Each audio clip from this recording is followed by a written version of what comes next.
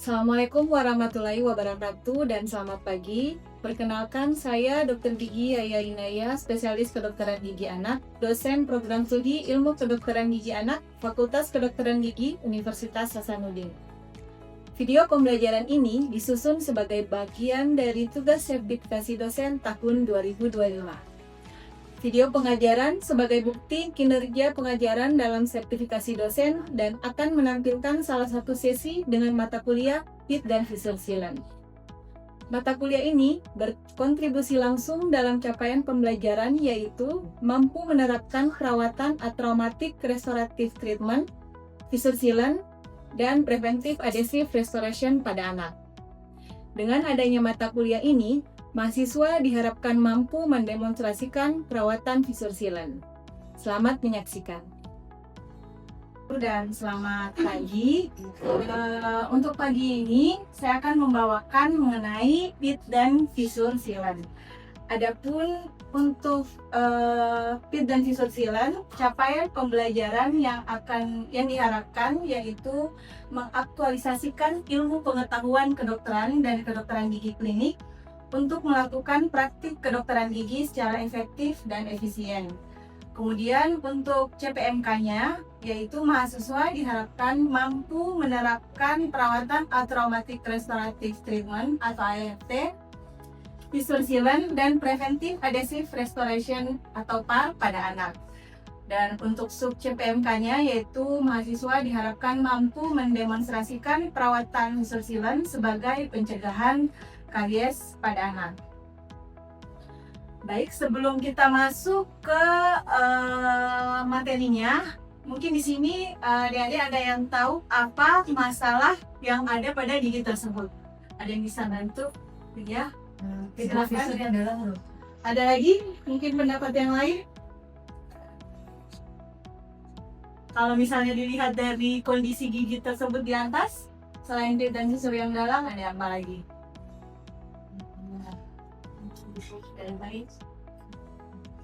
Apa? Karies. Oke. Baik. Terima kasih. Kalau misalnya kita lihat di sini permasalahan yang ada pada gigi di atas itu betul seperti tadi yang disampaikan sama saudari Dela, ya. Ada PIT dan Visual yang dalam pada daerah oklusalnya.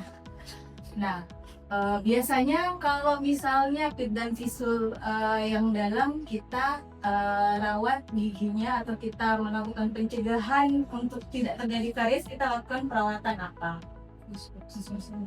PIT dan Visual Silent. Nah, oke, jadi masuk ke definisinya. Kita melakukan perawatan PIT dan Visual Silent, di mana PIT dan Visual Silent sendiri itu merupakan material yang diaplikasikan dengan tujuan untuk menutup PIT dan Visual dan menghilangkan lingkungan daerah anatomi gigi agar kariesnya itu tidak berkembang menjadi lebih luas.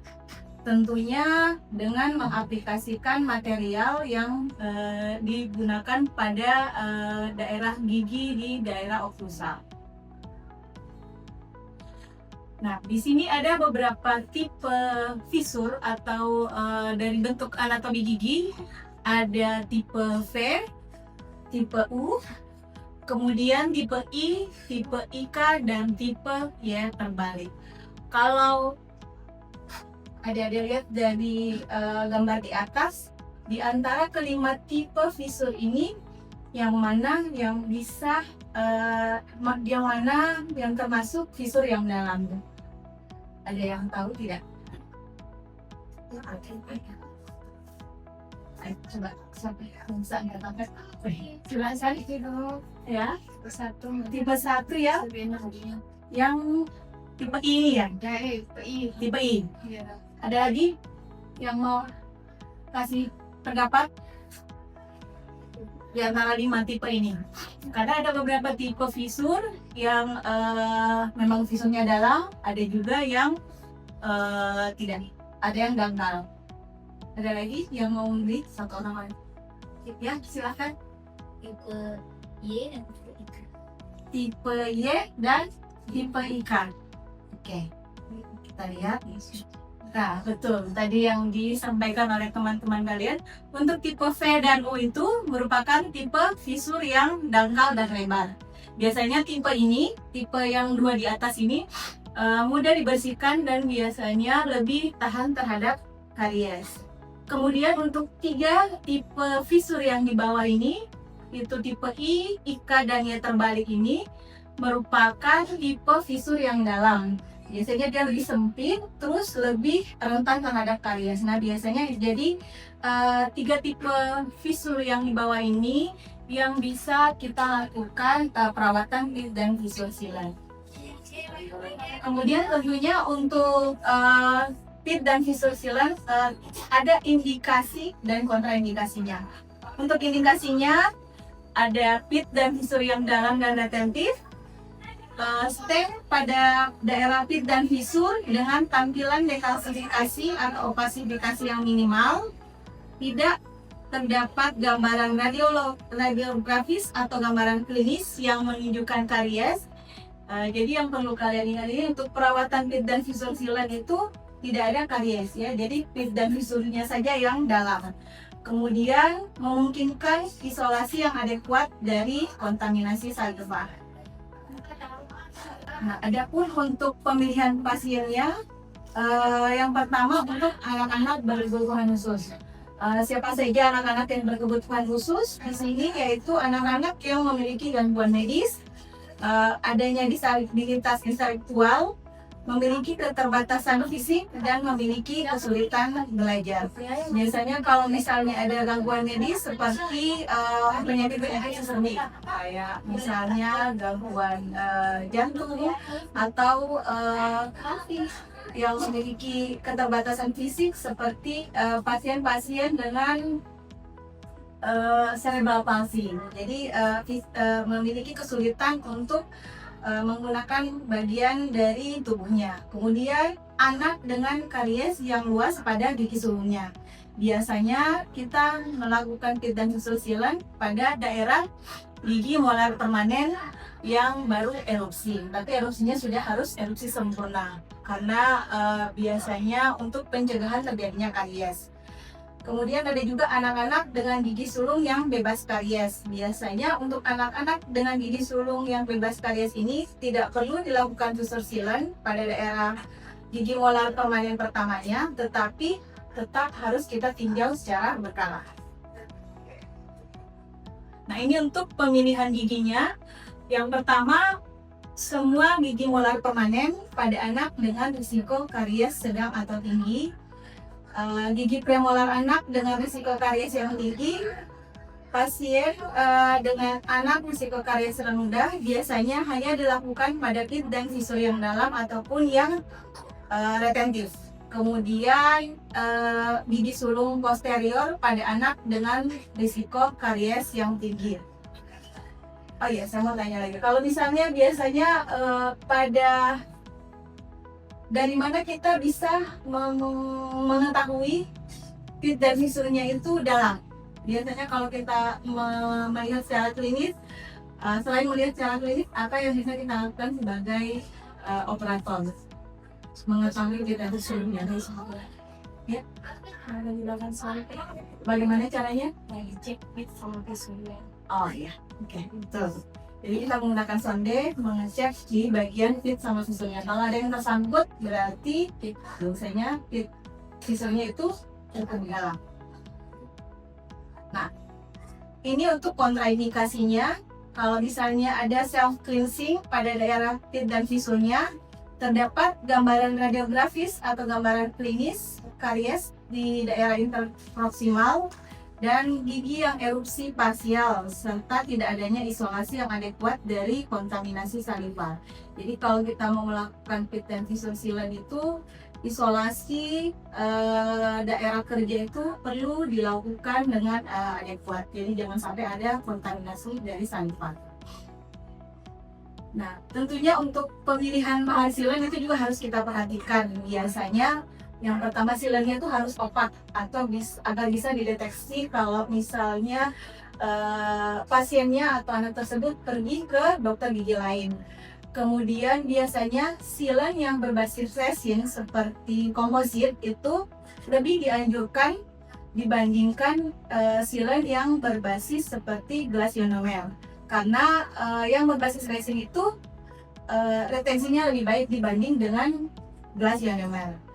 Kemudian bisa kita menggunakan gelas ionomer pada pasien dengan karies gigi tinggi yang aktif, sementara sealantnya bisa kita gunakan kalau misalnya gigi tersebut sudah erosi sempurna. Nah, ini ada prosedur untuk pit dan visor sealant. Seperti terlihat pada gambar, ini tampakkan pada bagian oklusal gigi dengan pit dan visor sealant yang dalam. Yang pertama kita lakukan pembersihan terlebih dahulu, bisa menggunakan brush.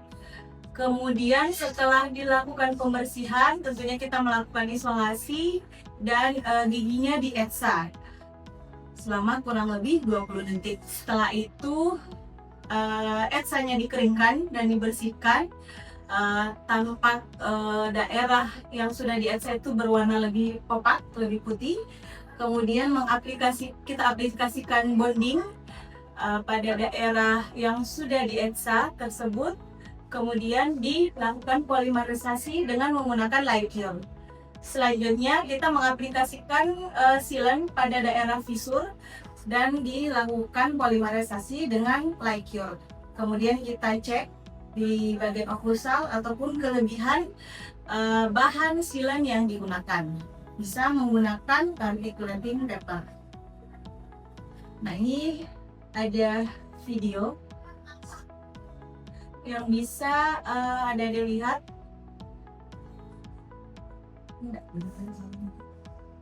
Nah, ini gambaran kalau kita melakukan pit dan visor sealant. Yang pertama kita lakukan pembersihan terlebih dahulu. Kemudian setelah dilakukan pembersihan, dikeringkan, lalu diisolasi daerah bagian.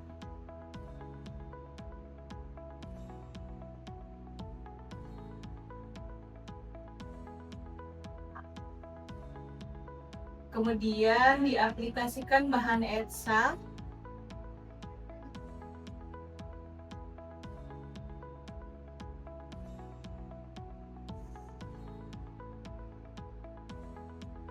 Dan didiamkan terlebih dahulu. Setelah itu dikeringkan, dibersihkan.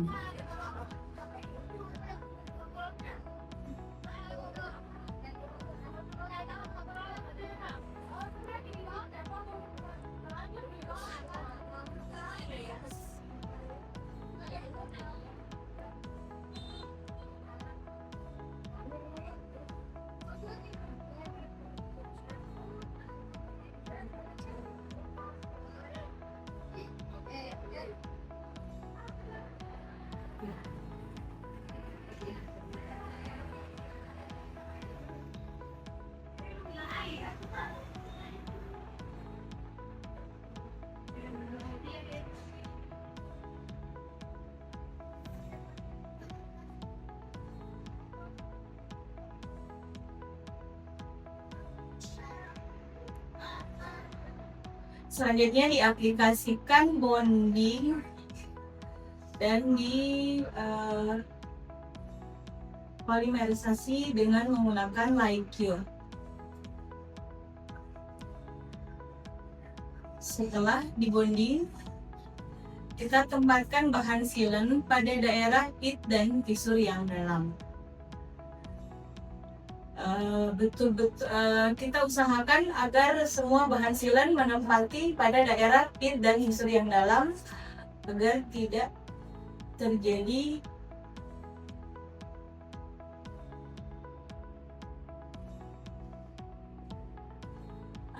semua daerah pit dan visur yang dalam itu terisi. Kemudian di light cure kembali. Nah, setelah itu dicek bagian oklusinya ataupun kalau misalnya terdapat retentif pada daerah yang sudah disilan.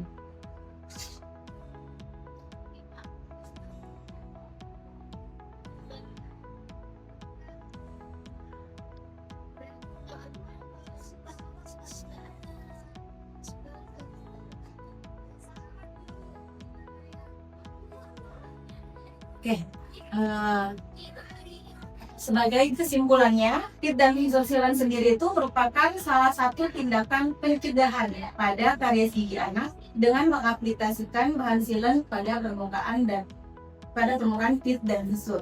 Jadi bahan PIT dan Fisorsilan itu memang salah satu yang bisa kita gunakan untuk pencegahan terjadinya karies pada gigi anak. Nah, berikut bahan ajar yang bisa adik-adik akses untuk bahan PIT dan Fisorsilan. Sampai di sini ada yang ingin ditanyakan?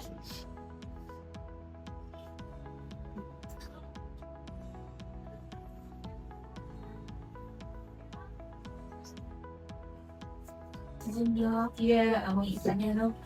Kalau untuk umur anak yang bisa disampaikan berapa yang bisa didistribusikan nih? Sampai umur berapa yang bisa Fisorsilan? Oke, terima kasih. Biasanya memang untuk anak-anak yang kita lakukan PIT dan Fisorsilan itu sesegera mungkin. Setelah gigi molar permanen pertamanya itu erosi. Jadi bisa kita lihat kalau misalnya memang pada daerah PIT dan visurnya itu cukup dalam, itu bisa kita lakukan PIT dan Fisorsilan. Untuk batasan umurnya sebenarnya tidak ada batasan umur, tapi bisa kita lihat dengan kondisi anatomi dari gigi anak tersebut. Kalau memang dia cukup dalam dan belum dilakukan pencegahan atau restorasi menggunakan PIT dan Fisorsilan, bisa kita lakukan PIT dan Fisorsilan.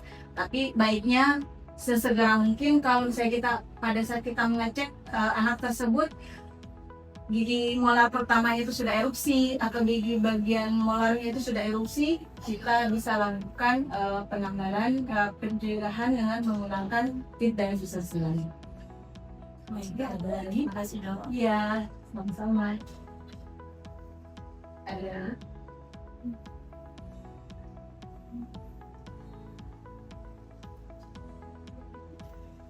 Sudah, kalau begitu saya cukupkan untuk pagi hari ini.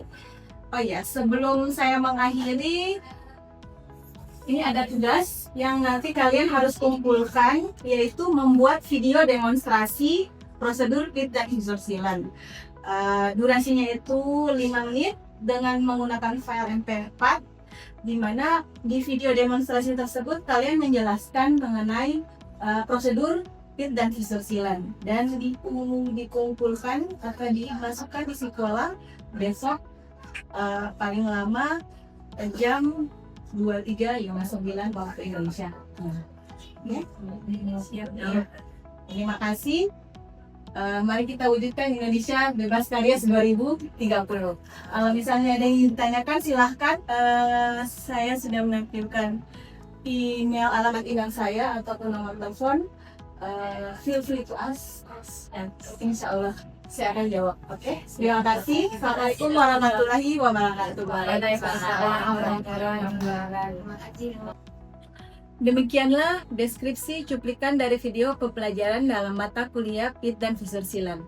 Semoga tayangan ini dapat memberikan gambaran yang utuh mengenai kinerja pembelajaran yang saya laksanakan sebagai bagian dari tugas dan tanggung jawab sebagai dosen program studi Ilmu Kedokteran Gigi Anak, Fakultas Kedokteran Gigi, Universitas Hasanuddin. Saya menyampaikan apresiasi dan terima kasih kepada tim penilai sertifikasi dosen, Direktorat Jenderal Pendidikan Tinggi, Direktorat Sumber Daya Kementerian Pendidikan Tinggi Sains dan Teknologi atas kepercayaan dan kesempatan yang diberikan dalam proses sertifikasi dosen. Saya juga mengucapkan terima kasih kepada Universitas Hasanuddin, Fakultas Kedokteran Gigi, Program Studi Ilmu Kedokteran Gigi Anak, rekan-rekan sejawat dosen, dan mahasiswa-mahasiswa yang telah menjadi bagian dalam proses pembelajaran ini. Saya juga menyadari video ini belum sempurna baik secara aspek teknis maupun substansi. Untuk itu, saya mohon maaf untuk segala kekurangan yang ada dan semoga video ini dapat memberikan inspirasi serta keberlanjutan dari mata kuliah ini. Wabillahi taufiq walhidayah. Assalamualaikum warahmatullahi wabarakatuh dan selamat pagi.